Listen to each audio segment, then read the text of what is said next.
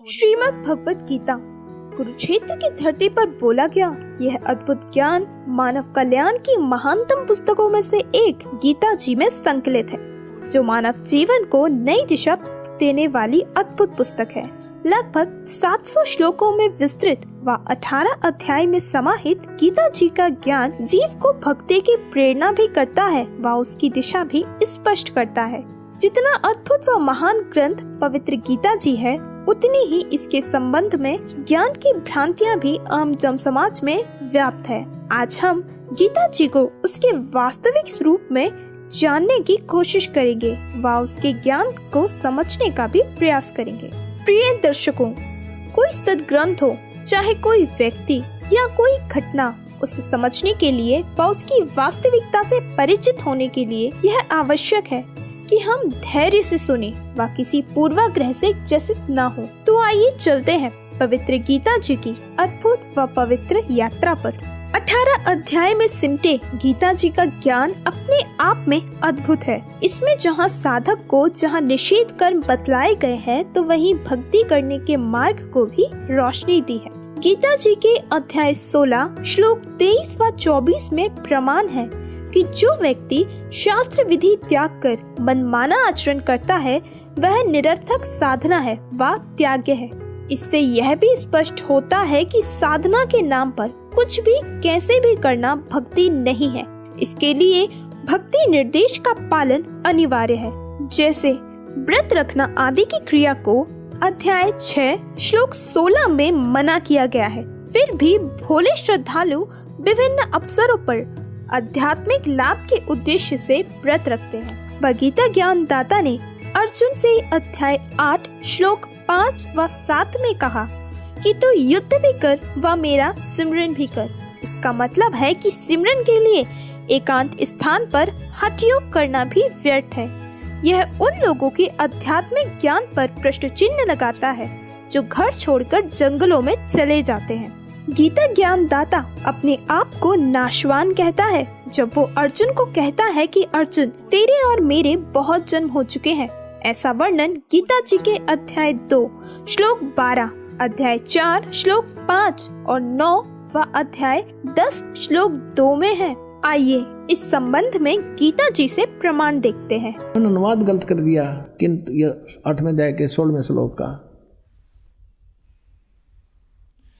ये अर्जुन ब्रह्मलोक पर्यंत ओम का जाप करने वाला ब्रह्म का साधक है, ब्रह्मलोक में चला जाता है। ब्रह्मलोक पर्यंत सब लोग पुनरावृत्ति में है, वहाँ जाने के बाद भी वापस आते हैं पुनः क्षीण होने पर।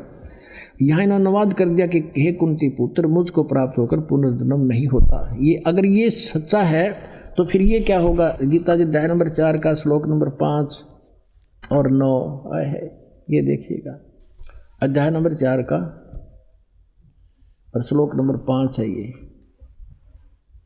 ये 5, ये यहाँ आ जाता है इसका अनुवाद। हे परंतम अर्जुन, मेरे और तेरे बहुत से जन्म हो चुके हैं, उनको तू नहीं जानता, मैं जानता हूँ। इसे सिद्ध है कि गीता ज्ञानदाता कहता मेरे जन्म मृत्यु होते हैं। चौथे अध्याय का 9वां श्लोक है। हे अर्जुन, मेरे जन्म और कर्म दिव्य हैं, निर्मल और अलौकिक हैं, दिव्य हैं, अलौकिक है। अब दूसरे अध्याय के 12वें श्लोक में, ये अध्याय नंबर 2 का और श्लोक नंबर 12, न तो ऐसा ही है कि मैं किसी काल में ना था और न ही अथवा तू नहीं था या राजा लोग नहीं थे, और ऐसा भी नहीं है कि इससे आगे हम सब नहीं रहेंगे। अब 10वें अध्याय के दूसरे श्लोक में देखिएगा। 10वें अध्याय के दूसरे श्लोक में ये कहता मेरी उत्पत्ति को है, ये देखिएगा 10वें अध्याय का ये दूसरा श्लोक, मेरी उत्पत्ति को, ये लीला से प्रकट होने को न देवता लोग जानते हैं और न महर्षि जन जानते हैं, क्योंकि मैं सब प्रकार से देवताओं और महर्षियों का आदि कारण हूँ, या ये मेरे से जन्मे हैं, इनसे जन्म, सबका जन्म मेरे से हुआ है, इसलिए ये मेरी उत्पत्ति को नहीं जानते। ये कहना 8वें अध्याय के 16वें श्लोक में कि मुझे प्राप्त होकर पुनर्जन्म नहीं होता, ये अनुवाद गलत है इनका। यहाँ ये इसका अर्थ ये बनता है जो ये नहीं जानते मुझे प्राप्त होकर भी कुंते उनका पुनर्जन्म होता है कि ब्रह्मलोक पर्यंत गए प्राणी भी वापस आते पुनरावृत्ति में। जो ये नहीं जानते, ये करना था, ये लिखना था इसका। गीता ज्ञान दाता अपनी साधना का मंत्र अध्याय 8 के श्लोक 13 में ओम बतलाता है, और हमने यह भी देखा कि गीता ज्ञान दाता खुद नाशवान है। तो क्या ओम नाम के जाप से हम स्थिर हो सकते हैं? अध्याय 8 श्लोक 16 में भी साफ लिखा है कि ओम जाप से ब्रह्मलोक प्राप्त होने के बाद पुनः संसार में आना पड़ता है। इस कारण ओम नाम साधना अधूरी भक्ति है। अब तक के सफर में इस पवित्र शास्त्र से हम 5 बातों को समझ पाए हैं। पहली, ओम नाम से जन्म मृत्यु समाप्त नहीं हो सकती। दूसरी, भक्ति मनमाना आचरण नहीं है, इसका सद्ग्रंथों के अनुसार होना जरूरी है। तीसरी, गीता ज्ञान दाता स्वयं नाशवान है, तो उसकी भक्ति से जीव का मोक्ष नहीं हो सकता। चौथी, व्रत आदि क्रिया से कोई आध्यात्मिक लाभ नहीं है। और पांचवी, ब्रह्मलोक में गए साधक भी पुनः जन्म लेते हैं। अब हमारे सामने प्रश्न यह है कि जब ओम नाम से मोक्ष नहीं है, व्रत क्रिया का कोई लाभ नहीं है, घर छोड़कर जंगल में चले जाना भी अज्ञानता है, तो फिर भक्ति है क्या? कैसे करे? किसकी करे? इन प्रश्नों का उत्तर देते हुए गीता ज्ञान दाता कहता है कि परमात्मा तो कोई और है जिसे मारने में कोई सक्षम नहीं है। ऐसा ही संकेत अध्याय 15 के श्लोक 17 में भी लिखा है कि उत्तम पुरुष तो कोई और है जो सबका धारण पोषण करता है। और अध्याय 4 श्लोक 34 में वर्णन है कि उस पूर्ण परमात्मा की जो अविनाशी है, उसकी जानकारी तत्वदर्शी संत बतलाते हैं। उनकी सेवा करने व विनय पूर्वक प्रश्न करने से वे हमें तत्व ज्ञान का उपदेश करेंगे। अब हम पवित्र गीता ज्ञान के निर्णायक मोड़ पर आ गए हैं। एक तो यह है कि गीता जी का ज्ञान पूर्ण नहीं है, व दूसरा यह है कि तत्वदर्शी संत की पहचान कर उनकी सेवा करने व उनके द्वारा बतलाई गई भक्ति से ही मोक्ष संभव है। हमारे सामने एक जटिल प्रश्न है कि तत्वदर्शी संत की पहचान कैसे करें? सभी अपने आप को तत्वदर्शी कह सकते हैं। इसका समाधान भी इसी सद्ग्रंथ में किया गया है। अध्याय 15 श्लोक 1। आइए देखते हैं क्या कहता है यह श्लोक। तो कोई और प्रभु है जो ब्रह्म बता रहा है कि उसकी पूजा करनी चाहिए, और उसका मंत्र जो है वो तत्वदर्शी संत बताएगा। चौथे अध्याय के 34वें श्लोक में कहा है कि मैं नहीं जानता। उस तत्वदर्शी संत की खोज कर, जो चौथे अध्याय के 32वें श्लोक में जिस सच्चिदानंद घन ब्रह्म की वाणी में विस्तार से कहे गई धार्मिक यज्ञ हैं, अनुष्ठान हैं, क्रियाएं हैं की जानकारी है, वो तत्व ज्ञान है। उसको किसी तत्वदर्शी संत के पास जाकर समझ, उनको दंडवत प्रणाम करने से, कपड़ छोड़कर प्रसन्न करने से वो तत्वदर्शी संत तुझे परमात्मा की जानकारी देंगे। फिर उस तत्वदर्शी संत की पहचान बताई है 15वें अध्याय के प्रथम मंत्र में कि उल्टे लटके हुए संसार रूपी इस वृक्ष के उल्टा लटका हुआ संसार रूपी वृक्ष है, ऊपर को जड़ है और नीचे को तीनों गुण रूपी शाखा है। गीता ज्ञान दाता ने केवल इतना बताया है, और साथ में ये कहा कि इसके सभी पार्ट को, सभी विभागों को, तना कौन है, जड़ कौन है, डार कौन है, शाखा कौन है, पत्ते क्या है, जो इन सभी को बता देगा सवेदवित, वो तत्वदर्शी संत है। परमेश्वर कबीर देव जी स्वयं आते हैं और ये तत्व ज्ञान स्वयं अपना बताते हैं, अपनी महिमा आप ही सुनाते हैं, अपने द्वारा रची हुई सृष्टि को स्वयं ही बताते हैं। क्या बताते हैं? अक्षर पुरुष एक पेड़ है, निरंजन वा की डार, और तीनों देवा शाखा है, ये पात रूप संसार। अब थोड़ा सा ये सृष्टि रूपी आपको दिखाते हैं संसार। देखिएगा, परमेश्वर ने गीता जी अध्याय नंबर 15 के श्लोक नंबर 1 में कहा है, ऊर्ध्व मूलम अधः शाखम, ऊर्ध्व मूलम अधः शाखम अश्वत्थम प्राहु अव्यम। ये देखिएगा, ये श्रीमद् भगवत गीता जय दयाल गोविंद का इसके अनुवादक है। अथ पंथ 10 अध्याय, ये 15वां अध्याय, प्रथम श्लोक। ऊर्ध्व मूलम अधः शाखम अश्वत्थम प्राहु अव्यम छंदासी यस्य प्रणानी ये तम वेद स वेदवित। अनुवाद करता कर रहा है आदि पुरुष परमेश्वर मूल वाले, यानी आदि पुरुष परमेश्वर तो इसकी जड़ समझो भगवान पेड़ की संसार रूपी वृक्ष की, और अधः शाखम ब्रह्मा रूप मुख्य शाखा वाले। ये गलत अनुवाद किया है। अधः माने नीचे होता, देखिएगा ये इन्हीं के द्वारा दूसरे श्लोक में 15वें अध्याय के में 2 बार अधः शब्द है, इसका यहाँ अनुवाद किया है। अधः माने नीचे, अधः माने नीचे, ये बिल्कुल सही कहा किया। और यहाँ ये विचलित हो गए, ब्रह्माना गड़ाएँ रखे हैं, इसने प्रजापति माना है। अब क्या है, ऊर्ध्व मूलम, ऊपर को तो जड़ वाला, नीचे को शाखा वाला, अधः शाखम, नीचे को शाखा वाला, और संसार रूपी पीपल के वृक्ष को अविनाशी कहते हैं, वेद जिसके पत्ते कहे गए। ये छंदासी, ये छंदासी का अर्थ वेद कर दिया ना। छंद माने विभाग, टुकड़े। उस संसार रूप वृक्ष को जो पुरुष, जो संत मूल सहित तत्व से जानता है, स वेदवित, वह वेद के तात्पर्य को जानने वाला, अर्थात वो तत्वदर्शी संत है। अब देखियो भगवान आए थे तत्वदर्शी संत बन के। पुण्यात्माओं, गीता जी अध्याय नंबर 15 के श्लोक नंबर 1 में स्पष्ट कर दिया कि ऊर्ध्व मूलम अधः शाकम प्राहु अश्वत्थम अवयम, और छंदासी यस्य प्रणानी ये तम वेद स वेदवित। अब क्या बताया है कि उस संसार रूपी वृक्ष के ऊपर न तो जड़ तो मूल मालिक है, कुल परमात्मा समझो, जिससे सारे ब्रह्मांडों को आहार मिलता है, वो सबका धारण पोषण करता है, वो परमात्मा तो समझो संसार रूपी वृक्ष की जड़ है। और नीचे को तीनों गुण, रजगुण ब्रह्मा, सतगुण विष्णु, तम गुण शिव जी रूपी शाखाएं हैं।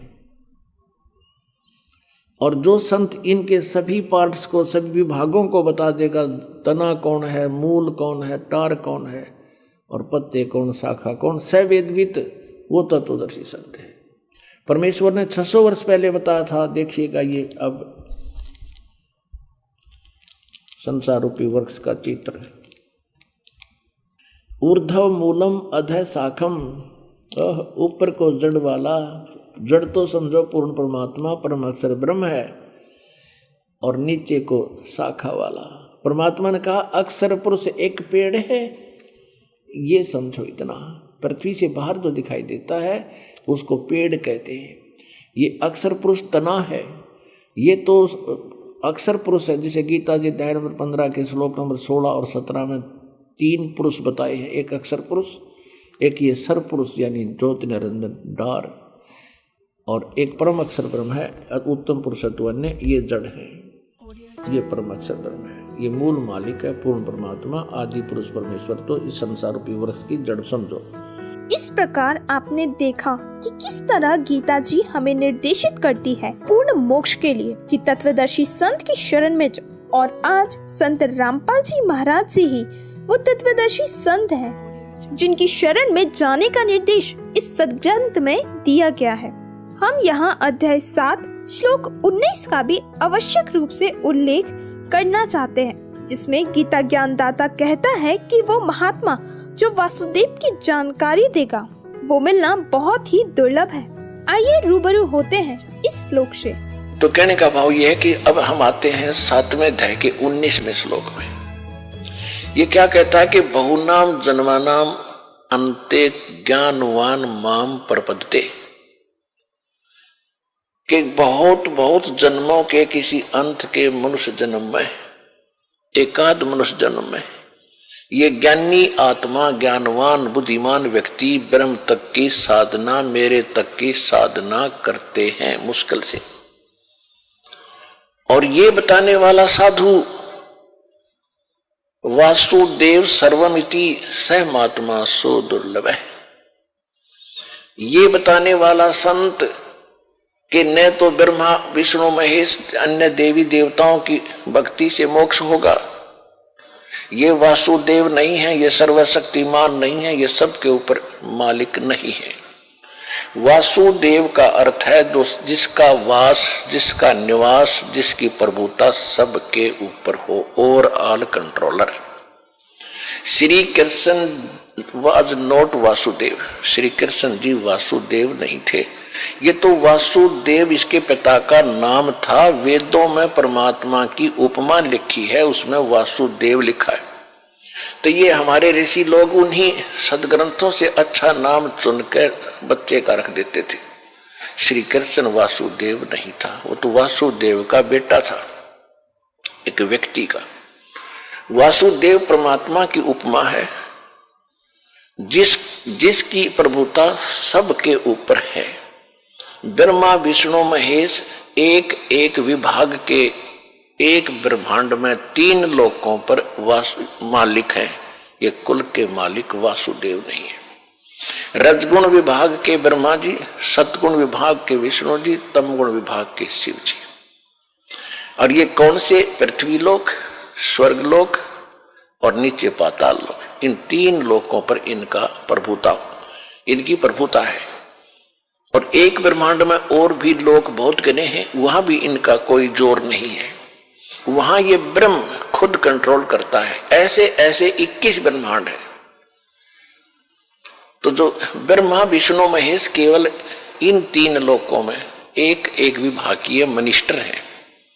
ये कुल मालिक नहीं है, ये वासुदेव नहीं है। इनके पिता ब्रह्म है, ज्योत स्वरूपी निरंजन काल है। इसको सरपुरुष भी कहते हैं। ये 21 ब्रह्मांड का मालिक है और 21 ब्रह्मांड का मालिक है, ये कुल का मालिक नहीं है। इसके बाद गीता अध्याय नंबर 15 के श्लोक नंबर 16 और 17 में 3 पुरुष यानी 3 परमात्मा बताए हैं, 3 प्रभु बताए, स्वामी। एक तो सरपुरुष, ये 21 ब्रह्मांड का स्वामी है, और दूसरा अक्षर पुरुष है, वो 7 शंख ब्रह्मांड का स्वामी है। वो कुल का मालिक नहीं है, वो वासुदेव नहीं है। फिर 15वें अध्याय के 17वें श्लोक में कहा कि उत्तम पुरुष तु अन्य परमात्मा इति उदाहरत है। ये लोग त्रिम अविश्य विवर्ती अवेश्वर है। श्रेष्ठ परमात्मा पुरुषोत्तम तो इन दोनों से कोई और है, सरपुरुष और अक्षर पुरुष से। गीता अध्याय नंबर 8 के श्लोक नंबर 1 में अर्जुन ने पूछा कि आपने जो 7वें अध्याय के 29वें श्लोक में तत्ब्रह्म की जानकारी बताई है, वो तत्ब्रह्म क्या है? 8वें अध्याय के 3रे श्लोक में उत्तर दिया है गीता ज्ञान देने वाले इस ब्रह्म ने कि वो परम अक्षर ब्रह्म है। तो अब हम आते हैं 7वें अध्याय के 19वें श्लोक पर है। बहुनाम जन्मानाम अंते ज्ञानवान माम पर्वते। बहुत बहुत जन्मों के अंत के किसी एक आध जन्म में ये ज्ञानी आत्मा मेरे तक पहुंचते नहीं तो आन उपासना में ही लगे रहते हैं। कोई देवी देवता, कोई मंदिर मस्जिद, यहीं तक सीमित हो जाते हैं। और फिर बता कि वासुदेव सर्वमिति, तो जो परम अक्षर ब्रह्म है वो कुल का मालिक है, वो असंग ब्रह्मांड का स्वामी है, इंक्लूडिंग ब्रह्म एंड पर ब्रह्म। सरपुरुष और अक्षर पुरुष के ऊपर भी उसकी प्रभुता है। और इसके अतिरिक्त असंग ब्रह्मांडों का वो मालिक, वो है वासुदेव। दोस्तों, हमें यह समझने की जरूरत है कि गीता जी के पढ़ने मात्र से मोक्ष नहीं है, इसके लिखे अनुसार करने से ही मोक्ष होगा। इसलिए समझा है तो सिर धर पाओ, बहर नहीं रे ऐसा दाओ। अधिक जानकारी के लिए जगत गुरु तत्वदर्शी संत रामपाल जी महाराज द्वारा लिखित पवित्र पुस्तकें ज्ञान गंगा, जीने की राह, गीता तेरा ज्ञान अमृत, अंधश्रद्धा भक्ति खतराए जान बिल्कुल निःशुल्क मंगाएं। अपना नाम, पूरा पता हमें व्हाट्सएप करें। हमारा नंबर है 7496801823। जगत गुरु तत्वदर्शी संत रामपाल जी महाराज के मंगल प्रवचन अब प्रतिदिन सुनिए MH1 श्रद्धा टीवी पर दोपहर 2 से 3 बजे, सारथी टीवी पर शाम 6:30 से 7:30 बजे, साधना टीवी पर शाम 7:30 से 8:30 बजे, ईश्वर टीवी पर रात 8:30 से 9:30 बजे।